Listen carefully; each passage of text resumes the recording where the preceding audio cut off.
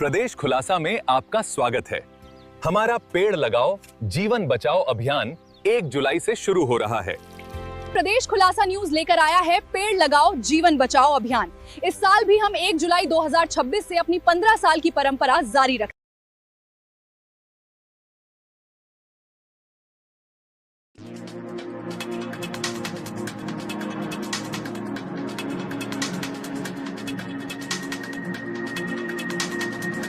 इंदौर में जल संकट पर फूटा गुस्सा। वार्ड 22 के पार्षद राजू भदौरिया ने घेरा नगर निगम, दी बड़े आंदोलन की चेतावनी। अमृत योजना के कार्यों में लेटी लतीफी से जनता परेशान, नियमित पानी सप्लाई और सफाई व्यवस्था दुरुस्त करने की मांग। Indore, bureau report Shatrughan Jha. स्वच्छता में 7 बार नंबर 1 रहने वाले इंदौर शहर के कई इलाकों में इस भीषण गर्मी में पानी की बूंद बूंद के लिए हाहाकार मचा हुआ है।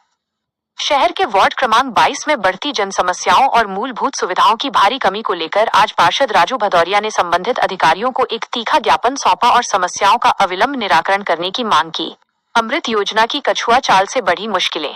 पार्षद राजू भदौरिया ने नगर निगम और संबंधित विभाग के अधिकारियों को आड़े हाथों लेते हुए कहा कि केंद्र सरकार की अमृत योजना के तहत जो कार्य तय समय सीमा में पूरे होने थे, उनमें भारी लापरवाही और विलंब किया जा रहा है। जनता परेशान। योजना के कार्यों में लेटी लतीफी के कारण वार्ड के कई इलाकों में पाइपलाइन और खोदे गए गड्ढों की वजह से जनता लंबे समय से जल संकट और गंदगी का सामना कर रही है। अधिकारियों की उदासीनता। पार्षद ने आरोप लगाया कि कई बार ध्यान आकर्षित कराने के बावजूद जिम्मेदार विभाग मूकदर्शक बने बैठे हैं। सप्लाई दुरुस्त हो, वरना सड़कों पर उतरेगी जनता। ज्ञापन के माध्यम से नगर निगम प्रशासन से पुरजोर मांग की गई है कि 1. प्रभावित क्षेत्रों में बिना किसी बाधा के नियमित और पर्याप्त पेयजल की सप्लाई सुनिश्चित की जाए। 2. क्षेत्र की ठप पड़ी सफाई व्यवस्था और अन्य नागरिक सुविधाओं को तत्काल प्रभाव से दुरुस्त करने के लिए जमीनी कार्रवाई हो। पार्षद की 2 टूक चेतावनी। तारांकन। यदि नगर निगम प्रशासन ने इस ज्ञापन के बाद भी जल्द ही जन समस्याओं का स्थायी निराकरण नहीं किया तो हम चुप नहीं बैठेंगे। क्षेत्र की पीड़ित जनता को साथ लेकर नगर निगम के खिलाफ एक बहुत बड़ा और उग्र आंदोलन किया जाएगा, जिसकी समस्त जिम्मेदारी प्रशासन की होगी। जनता ने भी सुनाई खरी खोटी। ज्ञापन सौंपने के दौरान पार्षद के साथ क्षेत्र के बड़ी संख्या में जागरूक नागरिक भी मौजूद रहे।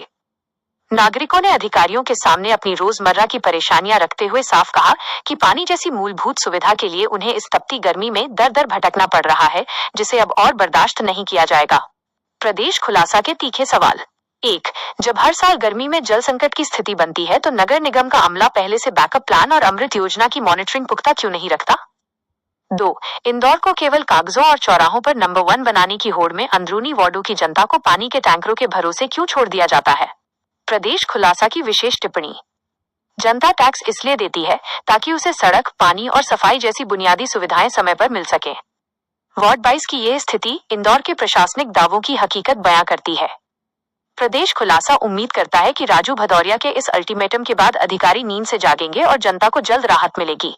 रिपोर्ट शत्रुघ्न झा, संवाददाता, इंदौर। प्रदेश खुलासा लाइव न्यूज, खबर भी असर भी।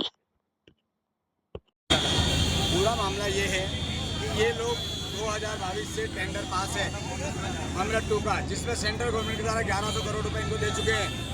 मात्र 600 करोड़ रुपए राज्य सरकार नगर निगम को मिला के बनाना था, लेकिन नगर निगम सरकार पिछले 4 साल में 600 करोड़ रुपए नहीं मिला पाई। पता नहीं किन किन योजनाओं के लिए कर्ज ले रहे हैं। जब अगर कर्ज ले रहे हो तो जनता की मूलभूत सुविधा पानी के लिए लीजिए, पानी की पूर्ति कराइए। अब ये इन्होंने बड़ा काम एक विसंगति की है। नए कमिश्नर, नए एडिशनल कमिश्नर अजीत सिंह आए और वो लोग जो लोगों के जो टेंडर वर्क आर्डर की ओर अग्रसित हो चुके हैं, जिनमें वर्क आर्डर पास होना है, उन वर्क आर्डर को कैंसिल करके अमृत 2 की योजना के तहत जोड़ना चाह रहे हैं। अब जब DRA कब आएगा, कब योजना बनेगी, कब क्या होगा, जब 3 साल लगेंगे इन कामों में और पानी के लाइन बिछाने में 6 महीने लगेंगे, तो आप जनता को क्या भागीरथ बना के मारना चाहते हो? क्या इच्छा है आप लोगों की? गंदे पानी की लाइन तत्काल रूप से बदलना चाहिए। आज जो आपने ज्ञापन दिया, अधिकारियों द्वारा क्या आश्वासन दिया गया आपको? अधिकारियों से आश्वासन मिला है कि इसके लिए हम एडिशनल कमिश्नर साहब को अपनी तरफ से विषय बनाकर अनुशंसा करके पहुंचाएंगे और अधिकारी से रिक्वेस्ट करेंगे जो पानी, गंदा पानी जहाँ आ रहा है, जिन जिन सड़कों, जिन गलियों में गंदा पानी चल रहा है, ड्रेनेज युक्त पानी चल रहा है, वहाँ की लाइन तत्काल बदली जाएगी और उस पर काम जल्दी चालू किया जाएगा। यदि जो टैंकर दिए गए थे वो क्यों नहीं रद्द किए?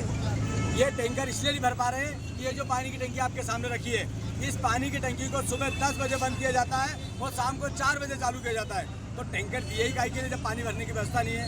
आपने हाइड्रेंट नहीं बनाए हैं, आपने पानी के लिए जो जल स्रोत बनाए जाते हैं जहाँ से टैंकर भर सके वो व्यवस्था ही नहीं, तो टैंकर को हटा डालेंगे। खाली टैंकर रख के क्या करेंगे? यदि आपकी ये मांगे नहीं मानी गई तो किस प्रकार का आगे उग्र आंदोलन होगा। वो जहाँ अधिकारी मिलेंगे जेल से नहीं डर रहे। अब हमने कसम खा ली है, सर पे पट्टा बांध लिया है कि अब मुंह भी काला करेंगे और जरूरत पड़ेगी तो जनता के साथ पिटाई भी होगी। भैया आज सुबह ही पेट्रोल पे और डीजल पे भी पैसे बढ़ाए गए, तो इस पर क्या कहेंगे आप? ये सरकार अभी नहीं, मैं आज घोषणा कर रहा हूँ। हमारे राहुल गांधी ने 1 साल पहले कहा था कि 15 जून तक 25 से 30% महंगाई बढ़ेगी और ये महंगाई की शुरुआत है। ये चुनाव के लिए सबको कहा था जिससे महंगाई रोकी गई थी। मुझे उम्मीद है कि कम से कम पेट्रोल 125 रुपये तक जाएगा और डीजल 110 रुपये तक जाएगा और हो सकता है उससे ज़्यादा हो। और बाकी किराने के सामान की तो बोल ही नहीं सकता कितना बढ़ेगा। सोना आपने सुना है, चांदी आपने सुनी है? एक आम आदमी जब इच्छा होता था गुड्डी चैन आदमी गिफ्ट में करता था शादी ब्याह में। आज सोना सपना हो गया है, चांदी आदमी के लिए चांदारे हो गए हैं, खरीदना बहुत मुश्किल हो गया है क्योंकि उसके भाव इतने बढ़ गए हैं कि आम आदमी अपनी बहन बेटी को सोना खरीदना, चांदी खरीद के देने के लिए सोचना पड़ रहा है। मतलब सोना जो 30-40 हज़ार रुपये का 1 ग्राम आता था, आज वो कम से कम 1.5 लाख रुपए ग्राम आ रहा है। 2 लाख के आसपास हो गया है। सोचो, ये गरीब और अमीर का फायदा अपने आप दिख रहा है। ये शासन जो चला रहा है ना, ये राजाशाही शासन है। ये मोदी जी जो शासन चला रहे हैं, हिटलरशाही शासन चला रहे हैं। आम जनता को, गरीब को और गरीब बना रहे हैं, अमीर और अमीर होते जा रहा है। इनकी सोच है कि 120 करोड़ में 1 करोड़ लोग राज करें, बाकी 119 करोड़ रुपए भीख मांग के जिए, इनके रेमो करम पे जिए। आपका परिचय? राजू भदौरिया, वार्ड पार्षद, वार्ड नंबर 6। पूरी समस्या पानी की समस्या को लेकर इनका इशू था, जो हम लोग टैंकर के माध्यम से पूर्ति कर रहे हैं। लेकिन जैसे आपको विदित है, ग्रीष्मकाल में पानी का दबाव अत्यधिक होने से पानी की शिकायत ज़्यादा से ज़्यादा आती है।